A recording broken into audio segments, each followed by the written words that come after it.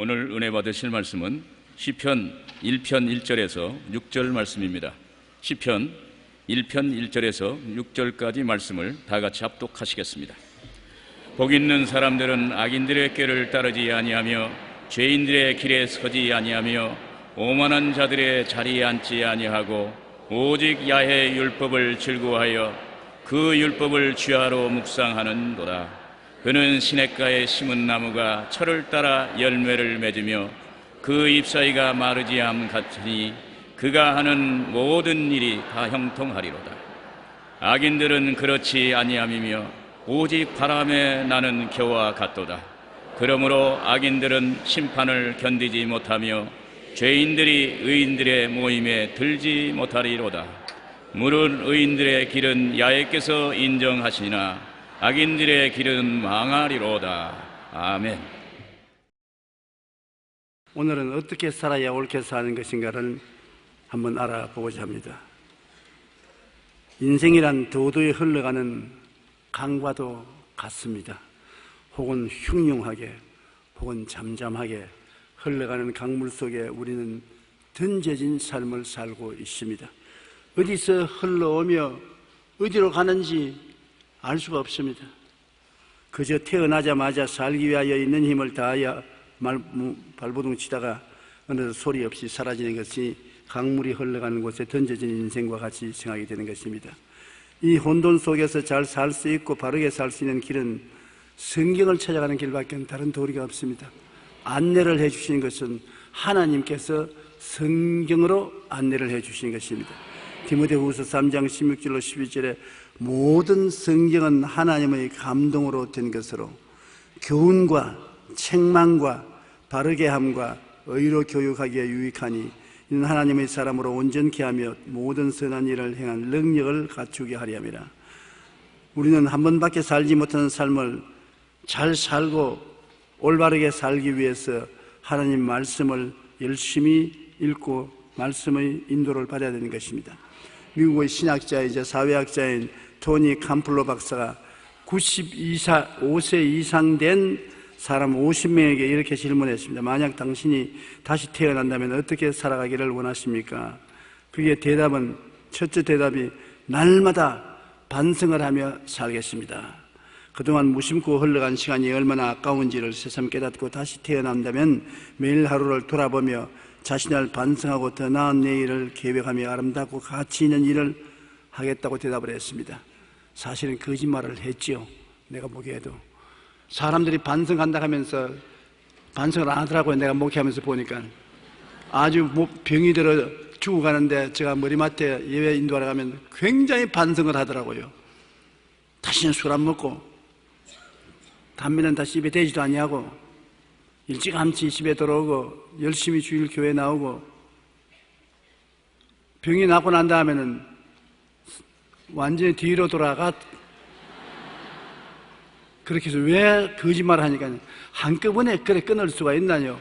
천천히 친구들도 천천히 끊어야 되고 담배도 천천히 술도 천천히 끊어야지요. 한꺼번에 끊으면 병든답니다.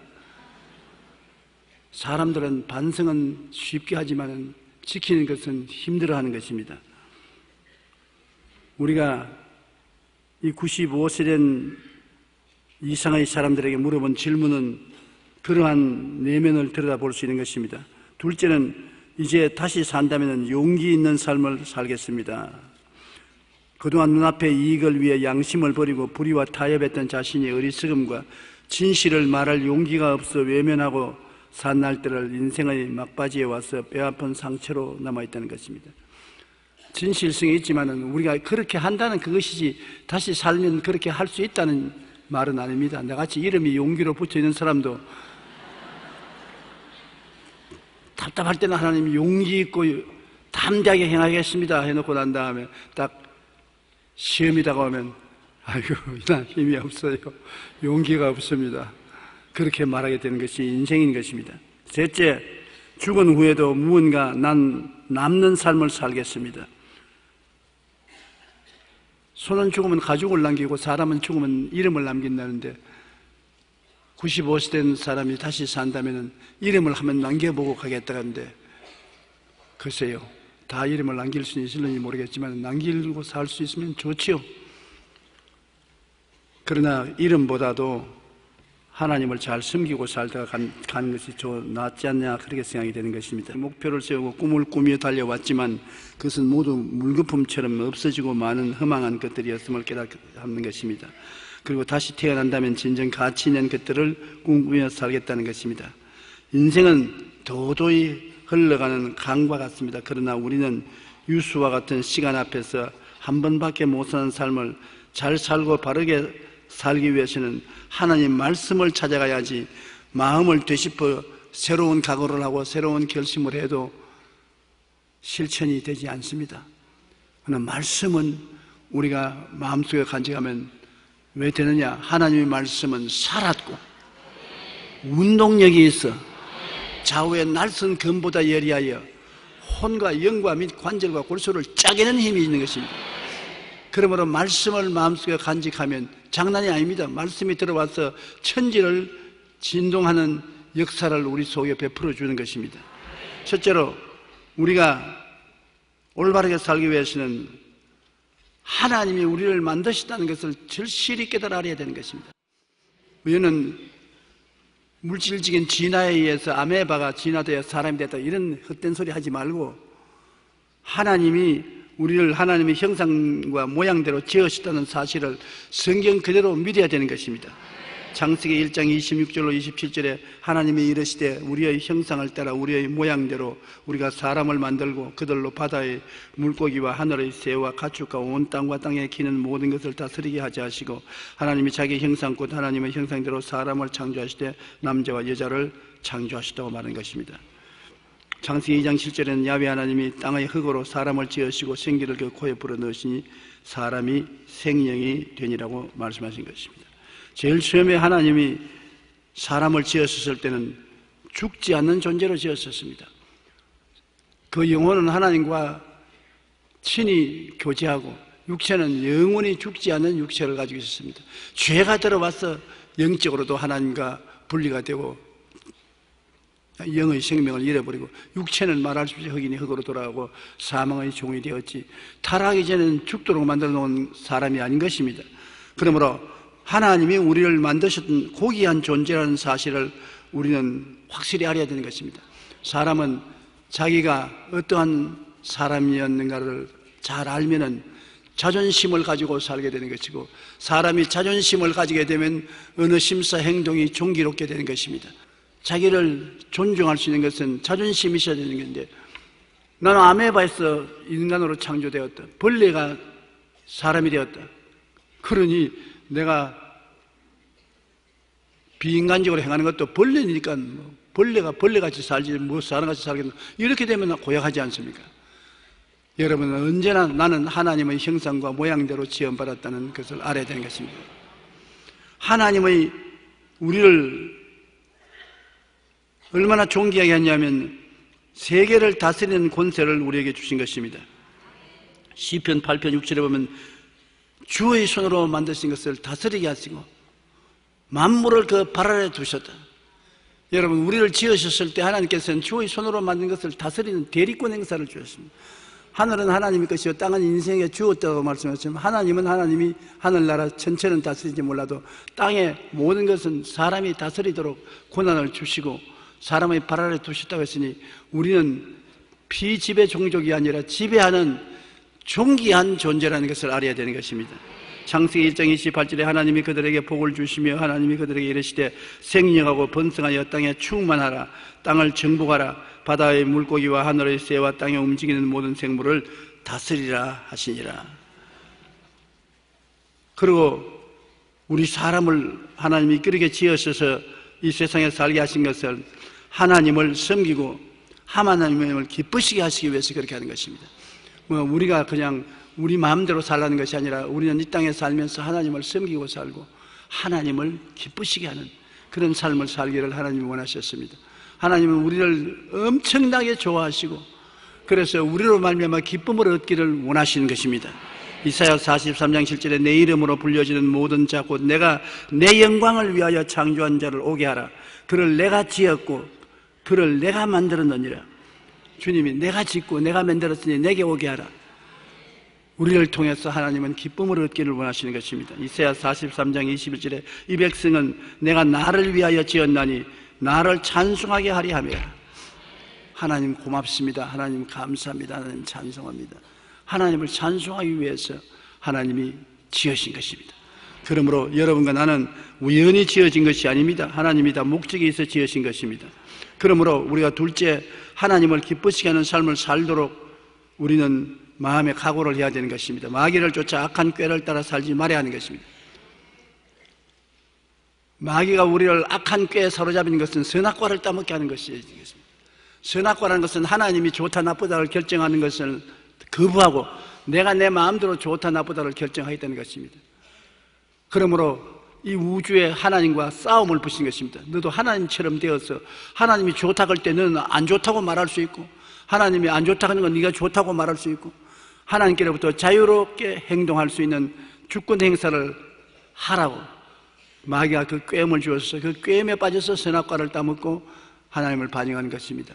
그러므로 하나님을 기쁘시게 하는 삶을 살기 위해서는 우리는 선악과를 따먹은 악한 꾀를 저버려야 되는 것입니다. 우리의 신발을 벗으라는 것은 하나님께 완전히 우리 일생을 다 내어 맡기고 하나님을 섬기는 종으로서 살기를 원하시는 것입니다. 시편 1편 1절에 복 있는 사람은 악인의 꾀를 자르지 아니하며 죄인의 길에 서지 아니하고 오만한 자의 자리에 앉지 않는다고 했는데, 악인의 꾀는 바로 내 중심으로 사는 것을 말하는 것입니다. 하나님 중심으로 섬기며 살지 않고 내 중심으로, 내 멋대로, 내 마음대로 사는 것은 바로 악한 마귀가 하는 삶이고 악한 마귀의 꾀를 따라 사는 것입니다. 내 마음대로 작정을 하고 내 마음대로 행하는 것은 악한 꾀를 쫓는 것입니다. 우리는 무엇을 하든지 하나님께 기도하고 말씀을 상고하고 성령의 인도에 의해서 행하여 하나님의 지혜를 따라 사는 것입니다. 자기 중심으로 자기 주권을 따라 사는 악한 꾀를 따르지 말아야 되고, 하나님을 이용하여 자기 욕심을 충족시키려는 탐욕과 욕심도 따르지 말아야 되는 것입니다. 마귀는 아담과 하와를 타락한 재미를 가지고서 예수님을 광야에서 시험해서 타락시키려고 한 것입니다. 처음 아담이 자기 꾀에 넘어갔으니까 마지막 아담인 예수님도 마귀의 꾀에 넘어갈 줄 알았습니다. 40주 40야 금식하고 배가 고프지 않습니까? 주님 예수께 와서 네가 하나님의 아들이냐? 아들이면 증명하라. 돌을 떡으로 만들어 먹으면 하나님의 아들인 것을 인정해 주겠다. 건강상도 식후경이다. 그러므로 먼저 돌을 떡으로 만들어 먹어보라. 육신의 정욕을 하나님 아들을 앞세우라는 것입니다. 예수님은 단호하게 사람이 떡으로만 살 것이 아니에요. 하나님의 입으로 나오는 모든 말씀으로 살 것이니라. 떡으로는 육신이 살고 영혼은 하나님 말씀으로 사는 것입니다. 하나님 말씀으로 살지 떡을 먹기 위해서 하나님 말씀을 저버리는 일은 하지 않겠다. 마귀의 말에 순종하지 않았습니다. 마귀는 또한 높은 건물 위에 데리고 가서 만일 하나님의 아들이거든 뛰어내리라. 그러면 천사들을 보내어서 네 발이 돌에 부딪히지 않게 받들어 주겠다고 말씀했으니 그대로 하겠다. 그것은 뭐냐? 네 명예를 얻기 위해서 수단과 방법을 가리지 말하는 것입니다. 오늘날 세상 사람들 지위나 명예를 얻기 위해서 수단과 방법을 가리지 않잖아요. 예수님은 단호하게 주 너의 하나님을 시험하지 말라. 거기에 빠져들어가지 않았습니다. 그러자 마귀가 천하 만국과 그 영광을 높은 산 위에 데려가서 보였습니다. 온 세계 영광과 권세를 다 보여주고서 내게 절하면 이것을 내게 준다. 옛날에 내게 넘겨준 것인데 내가 줄 수 있다. 이것은 전부 아담에게 준 것인데 아담이 다 넘겨줬거든. 그러므로 내게 절하는 사람이 넘겨준다. 예수님 단호하게 내 주 하나님께만 절하고 그를 섬겨라. 단호하게 거부하신 것입니다. 그래서 처음 아담을 육신의 정욕과 안목의 정욕과 이성의 자랑으로 깬 마귀가 마지막 아담도 그렇게 깰 수 있다고 생각했는데 실패한 것입니다. 예수님은 마음을 다하고 뜻을 다하고 정성을 다하고 목숨을 다하여 주 하나님을 섬기는 일에 조금도 흔들리지 않았었습니다. 주님은 하나님의 명령을 순종하기 위해서 십자가도 기쁘게 걸머진 것입니다. 그러므로 우리는 마귀의 이와 같은 꾀에 빠지지 말아야 되겠고 하나님의 율법을 어기는 삶을 살지 말아야 되겠습니다. 하나님은 율법을 통해서 우리로 하여금 하나님과 함께 살기를 원하시는 것입니다. 율법은 굉장히 괴로운 것이 아니라 가나안 땅으로 들어가는 첩경을 허락해 주신 것입니다. 그렇기 때문에 율법을 통해서 우리는 젖과 꿀이 흐르는 땅에 들어갈 수 있는 길을 얻게 되는 것입니다. 율법을 저버리면 가시밭 엉겅퀴가 난 곳에서 방황하게 되는 것입니다. 시편 1편 2절로 3절에 오직 야훼의 율법을 즐거워하여 그 율법을 주야로 묵상하는 자로다. 그는 시냇가에 심은 나무가 시절조차 열매를 맞으며 그 잎사귀가 마르지 아니함 같으니 그 행사가 다 형통하리로다. 율법을 지키라는 것은 형통하기 위해서 지키라는 것입니다. 우리가 개인이 형통하고 가정이 형통하고 사업이 형통하고 나라와 국가가 잘 살고 형통하기 위해서는 율법을 지키라는 것입니다. 여호수아 1장 8절에도 이 율법책을 내 입에서 떠나지 말게 하며 주야로 그것을 묵상하여 그 안에 기록된 대로 다 지켜 행하라. 그리하면 내 길이 평탄하게 될 것이라. 내가 형통하리라. 평탄하게 살고 형통하게 살기 위해서 하나님이 율법을 주신 것입니다. 괴롭히려고 주신 것이 아닙니다. 그러므로 율법을 지킨다는 것은 우리에게 하나님께로부터 보증을 받는 것입니다. 형통하고 평탄한 인생을 살 수 있다는 보증을 받는 것을 말하는 것입니다. 그럼 율법이란 무엇이냐? 하나님과 인간관계에 4계명이 있고 인간과 인간관계에 6계명이 있는 것입니다. 하나님과 인간관계는 너와 나 외에 다른 신들을 내게 두지 말라. 너를 위하여 우상을 만들어 섬기지 말라. 내 하나님 야훼의 이름을 망령되게 부르지 말라. 안식일을 기억하여 거룩하게 지켜라. 이 4계명이 하나님과 사람 사이의 율법인 것입니다. 인간관계의 계명은 6계명인 것입니다. 내 부모를 공경하라. 살인하지 말라. 간음하지 말라. 도둑질하지 말라. 내 이웃에 대하여 거짓 증거하지 말라. 내 이웃의 집을 탐내지 말라. 우리가 지키려고 작정하면 쉽게 지킬 수 있는 계명인 것입니다. 반드시 하나님이 주신 명령이라고 우리가 거역하지 말고 일반적인 세계에서 이 법을 그대로 다 지키면 잘 살게 된다는 것을 상식적으로 알 수 있는 법인 것입니다. 마가복음 12장 30절 31절에 내 마음을 다하고 목숨을 다하고 뜻을 다하고 힘을 다하여 주 너희 하나님을 사랑하라 하신 것이요 둘째는 이것이니 내 이웃을 내 자신과 같이 사랑하라 하신 것이니 이보다 더 큰 계명이 없느니라. 이런 10계명이 있지만은 그것을 통틀어서 합치면은 하나님과 사람 사이에는 마음을 다하고 뜻을 다하고 정성을 다하고 목숨을 다하여 주 너희 하나님을 사랑하라는 것이고, 나머지 6계명은 내 이웃을 내 몸같이 사랑하라. 내 몸 사랑하시 이웃을 사랑하라. 그 2계명이 모든 10계명을 대표한다고 말한 것입니다. 10계명은 하나님이 우리에게 주신 법으로 하나님을 믿는 그리스도인들이 지켜야 할 율법인 것입니다. 우리가 하나님의 법을 지키면 장수하고 복을 받으며 크게 번성한다고 약속하고 있는 것입니다. 영국의 종교개혁자 존 녹스는 이렇게 말했습니다. 하나님의 법에 순종하며 사는 사람은 하나님께서 육체의 건강을 축복으로 주실 것입니다. 하나님의 법을 지키면 애굽 사람에게 날인 질병을 하나도 내리지 아니하리니 나는 너희 병을 치료하는 야훼라고 말씀한 것입니다. 율법은 우리가 영적으로 올바르게 하나님 앞에 살아가는 길인데, 영적으로 올바르게 서면 육신의 병도 다 고치겠다고 말씀하신 것입니다. 실제로 2011년 우리나라 인구주택 총조사에서 100세 이상 고령자를 조사했는데 조사 결과 100세 이상 고령자는 1,836명으로 이 가운데 종교를 가진 사람이 67.7%였으며 기독교가 41%, 불교가 24.8%, 기타가 1.9%로 조사되어서 예수를 믿는 사람들이 가장 오래 산다는 것을 보여주고 있는 것입니다. 프랑스 역사학자인 알랭 코르뱅은 하나님의 법을 건국 이념으로 삼는 나라는 모두 복을 받아 큰 나라가 되었다고 말했던 것입니다. 그럼 역사학자로 역사를 쭉 살펴보니까 하나님을 믿고 법을 순종하고 사는 나라가 대국이 되었다는 것입니다. 오늘날 스위스, 덴마크, 네덜란드, 영국, 미국, 호주 등은 하나님을 잘 섬기고 부강한 나라가 되었습니다. 우리나라도 기독교가 들어온 후 교회가 부흥하면서 경제가 빠르게 성장했습니다. 우리 한국 경제가 이처럼 빨리 성장한 것은 교회가 100년 이내에 1000만 명의 성도로 성장하는 빠른 성장을 했기 때문에 경제가 성장한 것입니다. 앞으로 우리 교회가 2000만 성도가 되면은 우리 한국의 경제도 지금의 배가 될 것으로 저는 확실히 믿습니다. 영국의 설교가 존 번연은 하나님의 법을 따르는 자는 가정이 화평하고 사업이 더욱 번성하게 된다고 말했습니다. 우리가 하나님의 법을 지키며 살 때 하나님이 기뻐하시며 그 큰 은혜와 복을 내려 주시겠다고 말씀하신 것입니다. 그리고 우리는 교만과 오만, 욕심과 탐심을 언제나 마음속에 체크하고 버려야 되는 것입니다. 야훼를 경외하는 것은 악을 미워하는 것이라. 나는 교만과 거만과 악한 행실과 배역한 입을 미워한다고 잠언서 8장 13절에 말씀했고, 시편 1편 4절로 6절에 악인들은 그렇지 아니하며 오직 바람이 나는 겨와 같도다. 그러므로 악인들이 심판을 견디지 못하며 죄인들이 의인의 모임에 들지 못하리로다. 무릇 의인의 길은 야훼께서 인정하시나 악인의 길은 망한다고 말한 것입니다. 우리가 마음속에 교만하다는 것은 하나님과 동등함을 되려는 것입니다. 나도 하나님처럼 똑같이 되겠다, 교만인 것입니다. 불신한 자, 무신론자들은 교만한 자들인 것입니다. 교만과 오만이 틈타지 못하게 되고 내 신분, 내 처지에 뛰어넘는 욕심과 탕심을 가진 것을 버려야 되는 것입니다.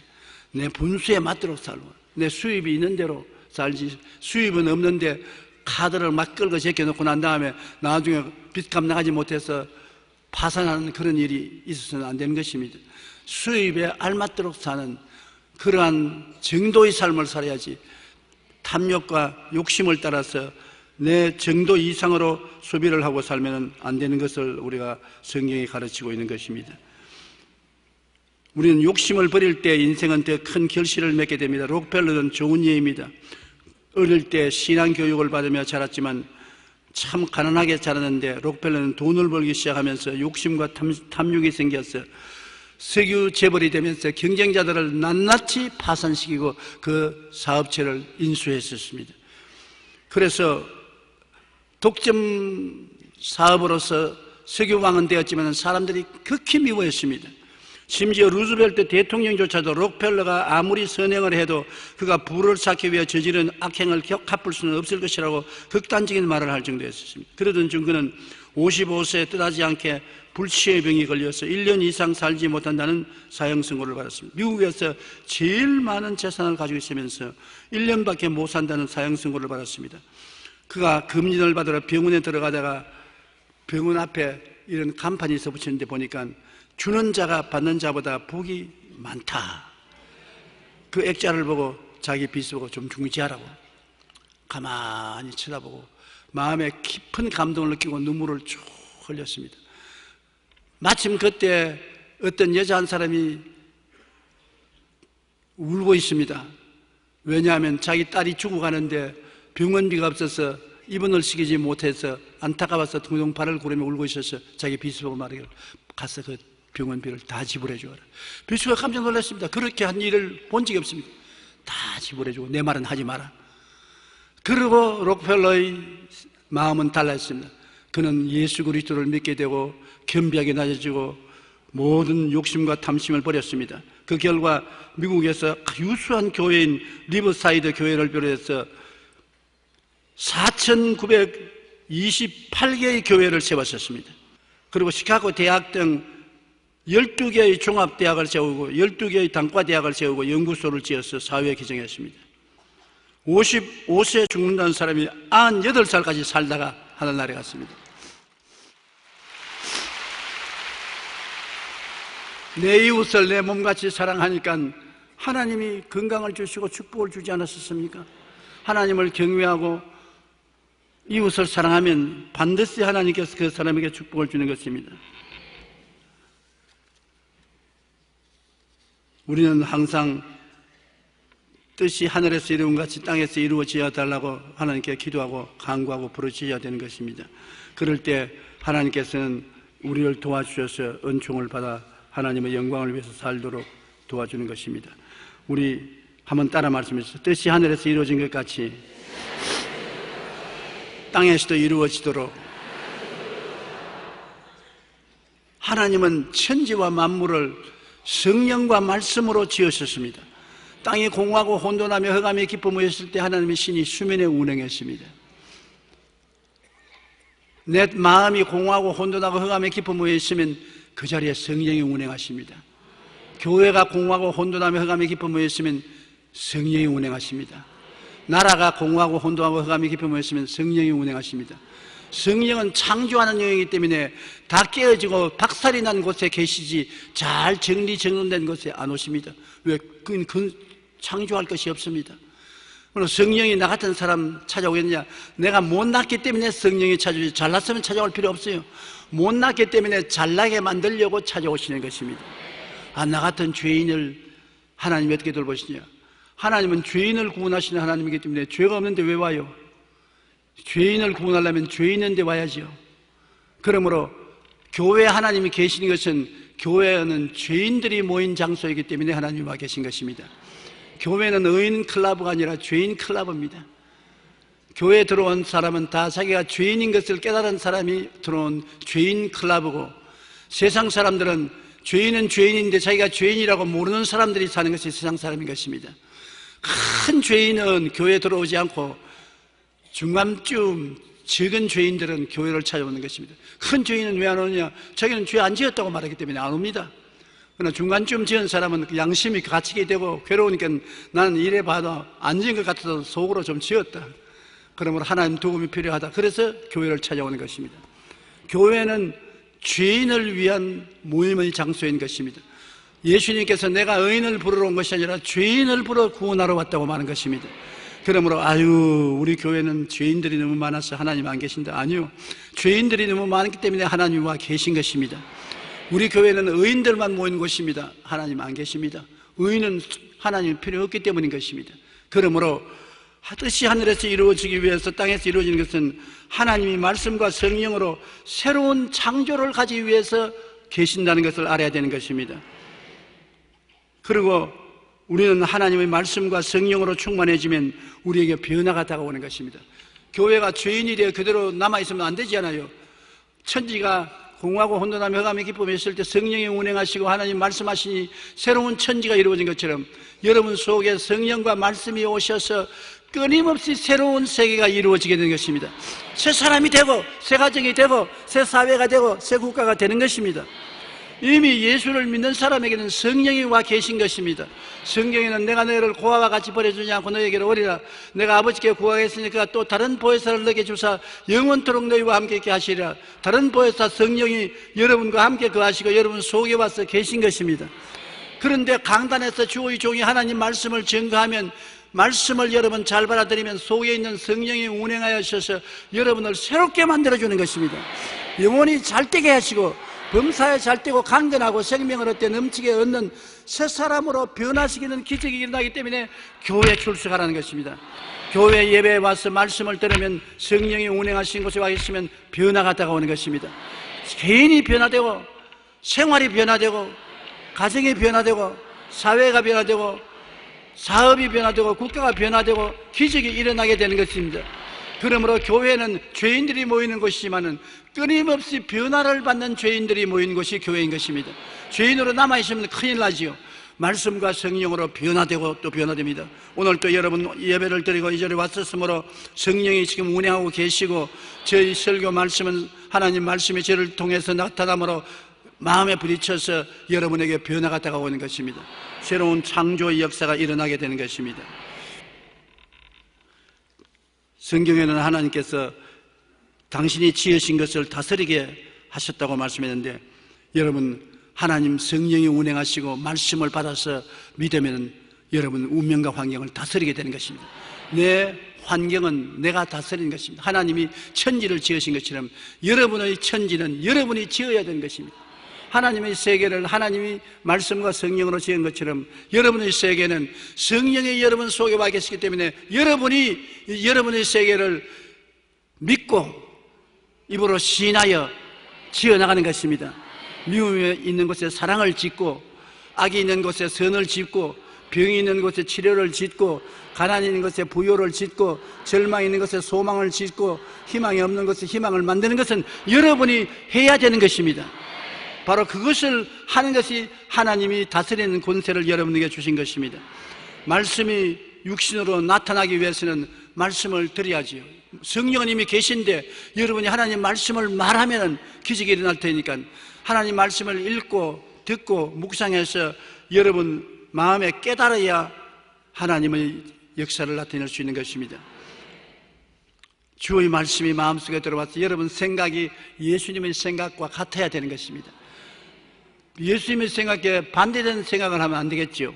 그러고 난 다음에 그 생각을 기초로 해서 분명한 변화시킬 꿈의 소원의 목표가 있어야 되는 것입니다. 무엇을 여러분 변화시키기를 원하시는 것입니까? 여러분이 인격적으로 변화가 되기를 원하십니까? 도덕적으로 변화되기를 원하십니까? 여러분 가정이 화목되기를 원하십니까? 병이 낫기를 원하십니까? 사업이 잘 되기를 원하시는 것입니까? 결혼하기를 원하십니까? 목표를 분명히 정하십시오. 하나님 앞에서.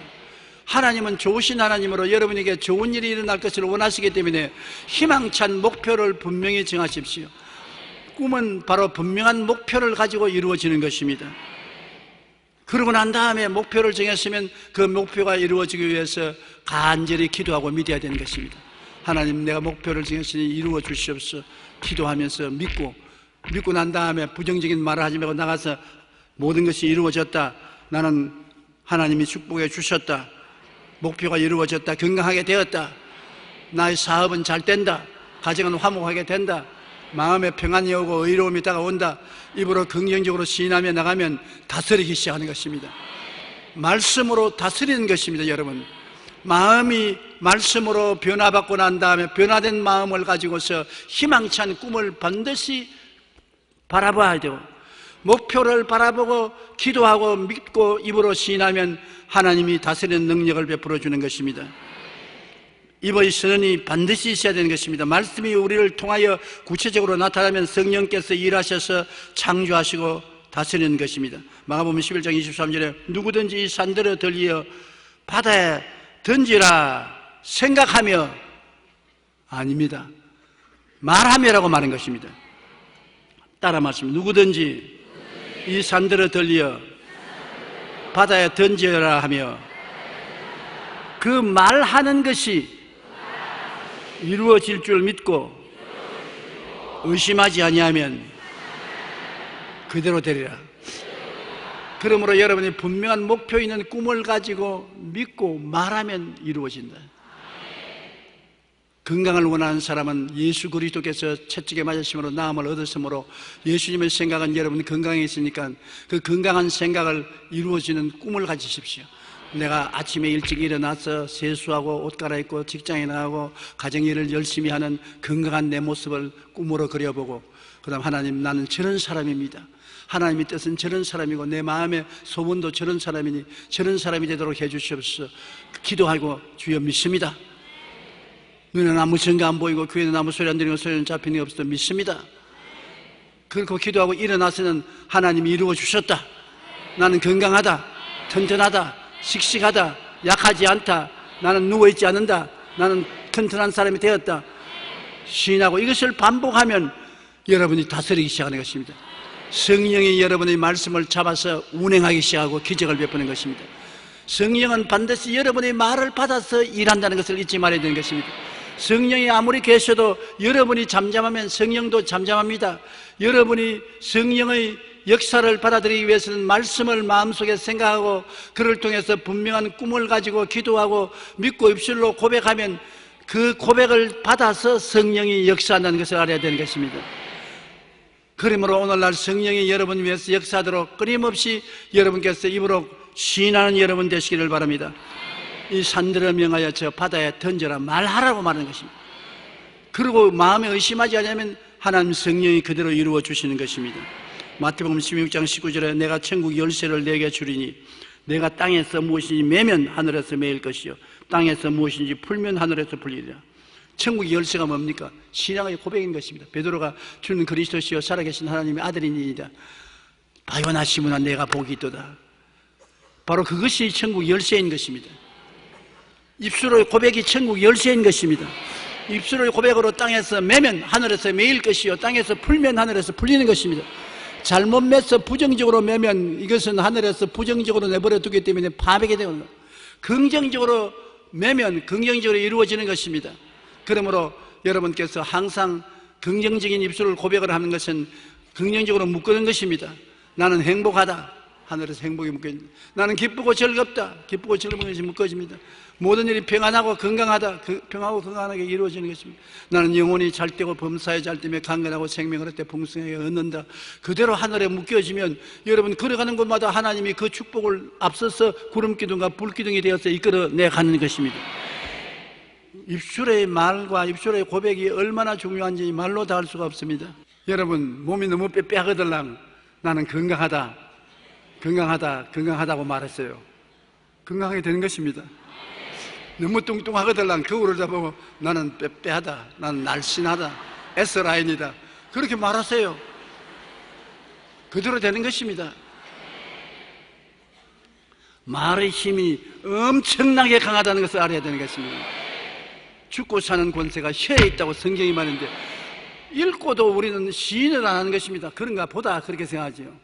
혀를 잘못 놀리면 재앙이 다가오고 혀를 잘 놀리면 축복이 다가온다는 것을 알아야 되는 것입니다. 그러므로 오늘날 혀가 하나님이 주신 열쇠라는 것을 잊어서는 안 되는 것입니다. 우리는 마음을 다하고 목숨을 다하여 주 우리 하나님을 섬겨야만 하고 하나님의 뜻이 이루어지도록 하나님이 기뻐하시도록 섬기는 삶을 사는 것이 우리 생존의 의미와 가치라는 것을 우리가 확실히 알아야 되는 것입니다. 성경 누가복음 12장 16절로 19절에는 어리석은 부자 이야기했습니다. 한 부자가 그 밭에 소출이 풍성하며 심중에 생각이 이르되 내가 곡식을 쌓아둘 곳이 없으니 어찌할까? 이렇게 하리라. 곡간을 헐고 더 크게 짓고 내 모든 곡식과 물건을 거기에 쌓아두리라. 또 내가 내 영혼에게 이르기를 영혼아 열에 쓸 물건을 많이 쌓아두었으니 평안히 쉬고 먹고 즐겨라. 그렇게 했습니다. 이 어리석은 부자가 어리석은 것은 네 가지 이유가 있는 것입니다. 첫째는 마음에 하나님이 없었습니다. 부자만 되기를 원했지 하나님이 없었습니다. 둘째는 내세를 몰랐습니다. 이 현세 잘 먹고 잘 있자고 했는 것입니다. 셋째는 영혼을 위한 대비가 없었습니다. 그저 쉬고 먹고 마시고 즐거워하자고 말했지 교회 나가자마자 한마디도 없습니다. 넷째는 이웃이 없었습니다. 이웃 사람과 하나님 사랑은 하나인데 자신만 알아서 자기만 먹고 잘 살겠다고 했는 것입니다. 이러한 어리석은 부자에 대해 하나님은 이렇게 말씀하셨습니다. 누가복음 12장 20절 21절에 어리석은 자여 오늘 밤에 내 영혼을 도로 찾으리니 그러면 내 준비한 것이 누구의 것이 되겠느냐 하셨으니 자기를 위하여 재물을 쌓아두고 하나님께 대하여 부유하지 못한 자가 이와 같으리라고 말한 것입니다. 그러므로 우리는 무엇보다 먼저 마음과 뜻과 정성을 다해 하나님을 섬기고 이웃을 사랑하면서 살아야 되는 것입니다. 그렇게 해서 우리 사는 근본 목적이 하나님의 형상과 모양대로 지음을 받아서 만유를 다스리기 위해서 태어났는데 우리가 무엇을 어떻게 다스렸냐? 하나님을 기쁘게 하기 위해서 다스리고 하나님을 즐겁게 하기 위한 효자가 되어서 하나님과 함께 다스리며 우리의 운명과 환경을 변화시키면서 살자는 것입니다. 악한 자의 종이 되지 말고 죄인의 길에 서지 말고 오만한 자의 자리에 앉지 말고 하나님 말씀을 사랑해서 말씀과 성령으로 운명과 환경을 다스리고 지배하며 영혼이 잘되고 범사에 잘되며 강건하게 살고 천국도 올라가고 하늘나라에 영원의 생명을 얻는 우리들이 되어 사는 것이 올바르게 사는 것입니다. 세상에 아무리 부자가 되어서 빌딩을 몇 개씩 짓고 주식을 한없이 사들이고 해도 오늘쯤 내 목숨 하나 죽으면 아무것도 소용이 없다는 것입니다. 많이 벌어서 많이 나누어 주라는 것입니다. 많이 벌어서 교회도 많이 짓고 병원도 많이 세우고 장학금도 많이 내고 불쌍한 사람하고 많이 나누어 먹고 그러고 난 다음 하늘나라에 또 올라가서 하나님께 칭찬받고 상급받으니 얼마나 좋습니까? 그렇게 해서 올바른 삶을 사는 여러분 되시기를 주의 이름으로 축원합니다. 우리 다 같이 기도드리겠습니다. 하나님 우리 아버지, 우리가 이 세상에 태어나서 바람 부는 대로 물결 치는 대로 살지 말고 흐르는 냇물에 던져놓은 나무 퉁뱅이 같이 떠내려가지 말고 하나님 앞에서 내가 누군지를 올바르게 알고 자존심을 가지고 올바른 자화상을 가지고 기쁘고 즐겁게 하나님을 섬기며 살다가 주님 나라에 가게 도와주시옵기 간절히 기도합니다. 하나님 아버지, 우리 주님을 섬기고 하나님을 따르는 이 간절한 마음을 가지고 우리가 살아가게 도와주시옵소서. 예수님 이름으로 기도드립니다. 아멘.